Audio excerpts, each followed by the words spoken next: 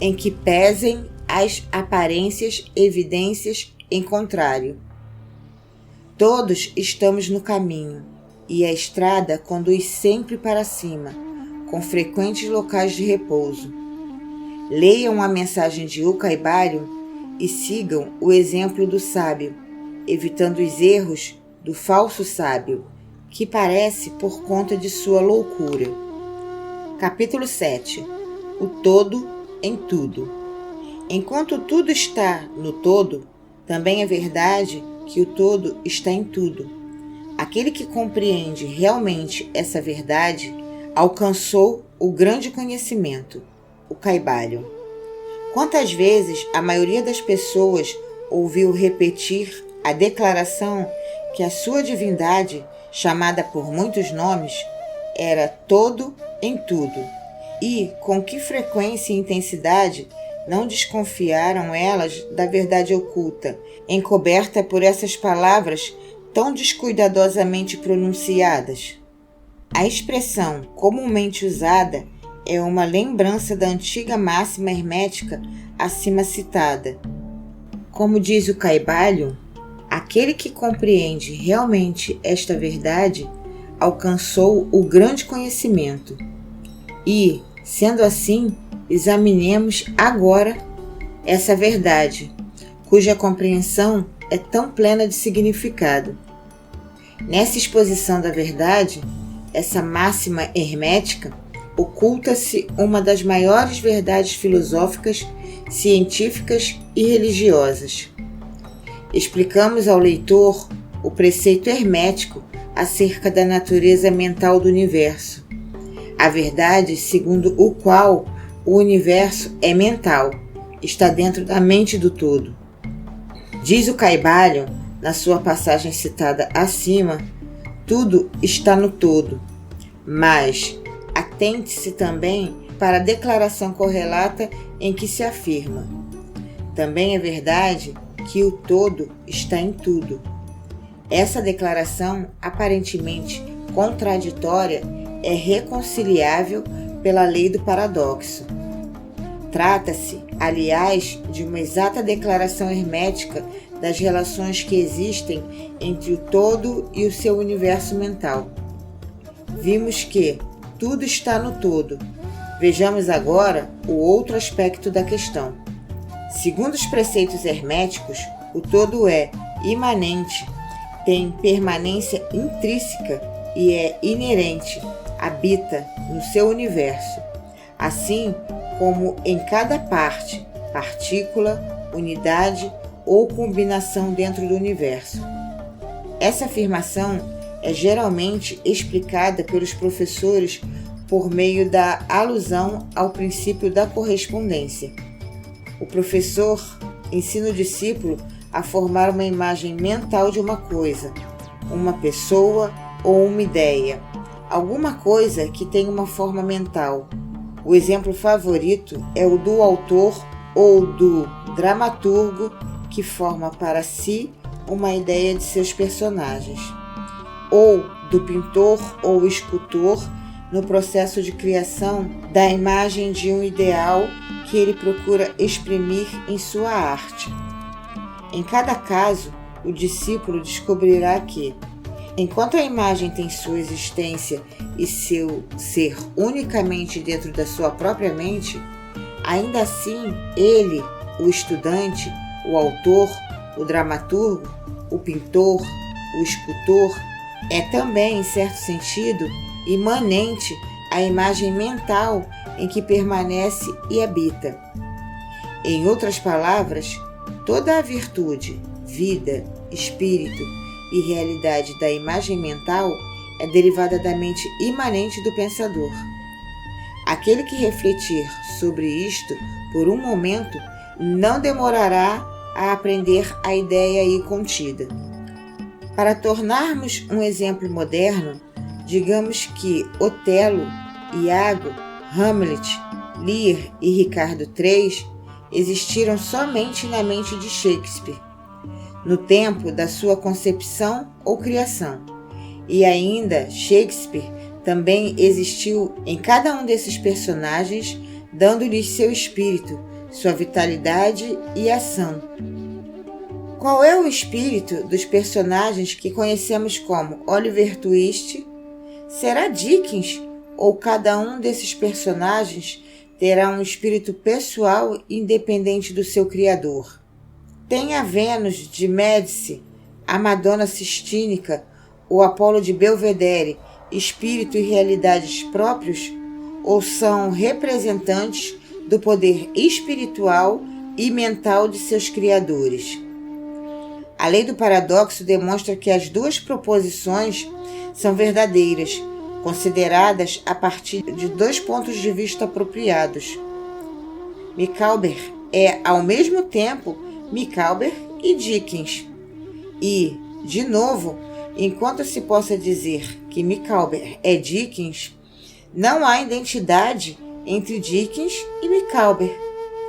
O homem, como Micawber, pode exclamar: o espírito do meu Criador é inerente em mim e, no entanto, eu não sou ele. Como isso é diferente da minha verdade, tão clamorosamente apregoada pelos falsos sábios, que varre os ares com gritos estridentes do tipo: eu sou Deus. Imaginai o pobre Micawber ou o sorrateiro William gritando: eu sou Dickens, ou, em algumas peças de Shakespeare, um bufão que anuncia com grande eloquência que eu sou Shakespeare. O todo está no verme, mas este está longe de ser o todo. E, ainda assim, persiste a maravilha de que, embora o verme exista unicamente como uma coisa inferior, criada, existente no interior da mente do todo, ele, o todo, é imanente à minhoca e às partículas que a constituem. Haverá algum mistério maior do que este, do tudo no todo e o todo em tudo?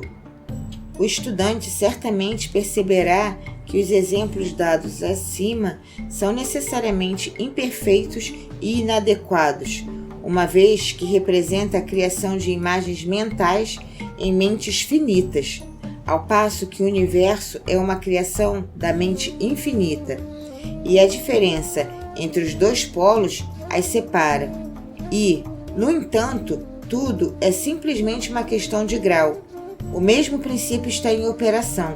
O princípio da correspondência se manifesta de um lado para o outro, assim em cima como embaixo, assim embaixo como em cima. E, na medida em que o homem se dê conta da existência do espírito imanente dentro do seu ser, ele subirá na escala espiritual da vida. Esse é o significado de desenvolvimento espiritual, o reconhecimento, a realização e a manifestação do espírito dentro de nós. Procure não se esquecer nunca desta última definição. Ela contém a verdade da verdadeira religião. Existem muitos planos de existência, muitos subplanos de vida, muitos graus de existência no universo. E tudo depende dos avanços dos seres na escala, que, em sua extremidade inferior, é a matéria mais grosseira, e a superior só é separada pela divisão mais sutil do espírito do todo. E, para cima e adiante, no transcurso dessa escala da vida, tudo está em movimento. Tudo está no caminho, cujo fim é o todo. Todo progresso é uma volta à morada. Tudo vai para cima e adiante, apesar de todas as aparências enganosamente contraditórias. Essa é a mensagem dos iluminados. Os preceitos herméticos relativos ao processo da criação mental do universo ensinam que, no começo do ciclo de criação, o todo, em seu aspecto de ser, projeta a sua vontade sobre seu aspecto de vir a ser, e inicia-se o processo de criação. Ensina-se que o processo consiste no rebaixamento da vibração até que se alcance um grau muito baixo de energia vibratória, quando então se manifesta a forma mais grosseira de matéria possível, Esse processo é chamado de estágio de involução, em que o todo se torna implicado ou envolvido em sua criação.